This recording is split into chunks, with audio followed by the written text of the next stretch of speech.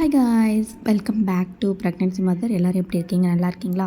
என்னோட சேனலை first time பார்க்கணும், சப்ஸ்கிரைப் பண்ண மறந்துடாதீங்க. வாங்க வீடியோக்குள்ளே போகலாம். ஸோ எல்லாத்துக்கும் ஒரு சூப்பரான ஒரு வீடியோ தான் பார்க்க போகிறோம். என்னென்னா என்னோடய பாய் பேபிக்கான 5th மந்த்து ஸ்கேன் ரிப்போர்ட் தான் பார்க்க போகிறோம். வாங்க நம்ம என்னென்னங்கிறது தெளிவாக காமிக்கிறோம். அதுக்கு முன்னாடி என்னோடய 3rd மந்த் ஸ்கேன் ரிப்போர்ட் வந்து ஆல்ரெடி வந்து நான் அப்லோட் பண்ணியிருக்கேன். நீங்கள் அதையும் போய் டவுட் இருந்தால் அதையும் ஒரு வாட்டி செக் பண்ணிக்கோங்க. ஸோ 3rd மந்த் எடுக்கும்போது என்னோடய பேபி இப்படி தான் இருந்தாங்க. அப்போயே வந்து ஹெட்டெல்லாம் வந்து நல்லா தெளிவாக தெரியும். க்யூட்டாக அந்த வாயை அசைக்கிறது அதெல்லாம் வந்து அழகு க்யூட்டாக வந்து அந்த ஸ்கேன் ரிப்போர்ட்டில் இருக்கும். நான் அதையும் வந்து நான் அந்த வீடியோவில் அட்டாச் பண்ணியிருக்கேன். நான் டிஸ்கிரிப்ஷனில் வீடியோ தரேன், நீங்கள் அதையும் செக் பண்ணி பாருங்கள். இதில் வந்து என்னென்ன தெளிவாக இருக்குங்கிறத வாங்க நம்ம வீடியோக்குள்ளே பார்ப்போம். அதுக்கு முன்னாடி இதில் வந்து நிறைய ப்ரெக்னென்சி வந்து நிறைய வாட்டர் குடிங்க, நிறைய வந்து வாக் பண்ணுங்கள், நல்லா நிறைய நடந்தாலே போதும்னு டாக்டர் அட்வைஸ் பண்ணாங்க. ஸோ அது மாதிரி நான் வெறும் வாக் மட்டும் தான் பண்ணேன்.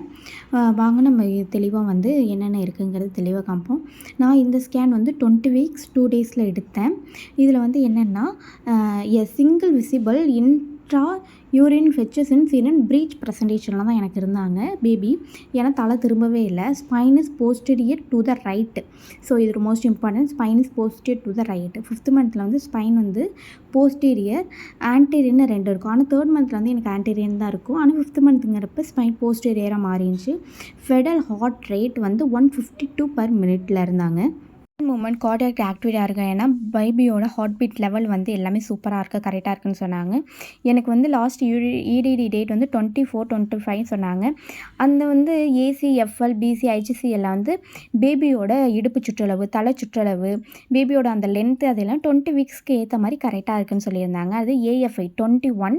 இது வந்து என்னென்னா இது பனிக்கொடை நீர் வந்து எவ்வளோ இருக்குது அப்படின்னு சொன்னாங்க. 6 to 25 இருந்தால் நார்மல் அப்படின்னாங்க.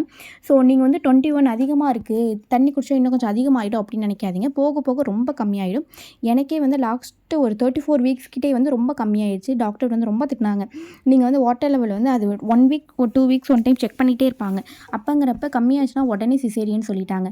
எனக்கு வந்து ப்ளசண்ட்டாக வந்து fundo anterior is more to the right grade 1 மெச்சூரிட்டியில் இருந்தாங்க. அதுக்கு எனக்கு வந்து சர்விக்கல் லென்த்து வந்து 38 மில்லிமீட்டரில் இருந்துச்சு. ஓகேங்களா? ஸோ அதுக்கு மட்டும் இல்லாமல் பேபியோட நகைக்கண்ணு முதற்கொண்டு கண், காது, மூக்கு, கையிலேருந்து எல்லாமே எடுத்தாங்க. ஆர்கன்ஸ் எல்லாமே எடுத்தாங்க. எல்லாமே வந்து பர்ஃபெக்டாக இருக்குன்னு சொல்லிட்டு எனக்கு அந்த 5th மந்த் ஸ்கேனில் வந்து ரிப்போர்ட் கொடுத்துருந்தாங்க. ஒன்று உங்களுக்கு பார்த்தாலே தெரியும். பட் ஆனால் எல்லாமே கிளியராக இருக்காது. ஏன்னா அப்போ உறுப்பு எல்லாமே வந்து நல்ல முழுமையாக வளர்ச்சி அடைந்துடும். ஸோ அதுக்காக தான் வந்து 5th மந்த் ஸ்கேன் எடுக்கிறதே. கிளியராகவே அதில் சொல்லியிருப்பாங்க.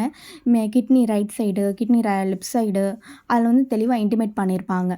ஸோ இதில் வந்து கண் வந்து ஒரு மாதிரி இருக்குது, காது ஒரு மாதிரி இருக்குது. அதெல்லாம் வந்து ஃபெச்சஸ் வந்து இருந்துச்சு அப்படின்னா அதையுமே இதில் மென்ஷன் பண்ணிடுவாங்க. பட் வந்து எல்லாமே வந்து ஓகே, பர்ஃபெக்டாக இருக்கிறதுனால எல்லாமே ஓகே அப்படின்னு சொல்லியிருப்பாங்க. இதில் வந்து தெளிவாக இருக்கும். நீங்கள் அதுக்காக எதுவுமே பயப்படவே வேணாம். 5th மந்த் ஸ்கேன் எடுக்கிறதே வந்து பேபியோட ஆர்கன்ஸ், பேபியோட ஃபெச்சஸ் எல்லாமே கரெக்டாக இருக்குதுன்னு பார்க்க மட்டும்தான். ஓகேங்களா?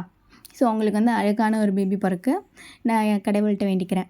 சரி, நெக்ஸ்ட்டு வந்து இதில் வந்து என்னென்ன சொல்லியிருக்காங்க அப்படின்னு பார்த்தீங்கன்னா, எனக்கு வந்து பேபியோட 150 எனக்கு வந்து 3rd மந்த் ஸ்கேனில் பார்த்தீங்கன்னா 172 per minutes இருந்துச்சு.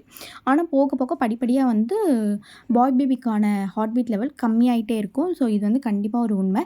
நான் 3rd மந்த் ஸ்கேன் ரிப்போர்ட்டை வந்து அட்டாச் பண்ணுறேன், நீங்கள் அதையுமே பாருங்கள். அதில் வந்து இன்னும் கொஞ்சம் தெளிவாக நான் சொல்லியிருப்பேன். ஸோ அதில் வந்து ஒரு முக்கியமான ஒரு விஷயமும் சொல்லியிருப்பேன். நீங்கள் அதுலேயும் போய் பாருங்கள்.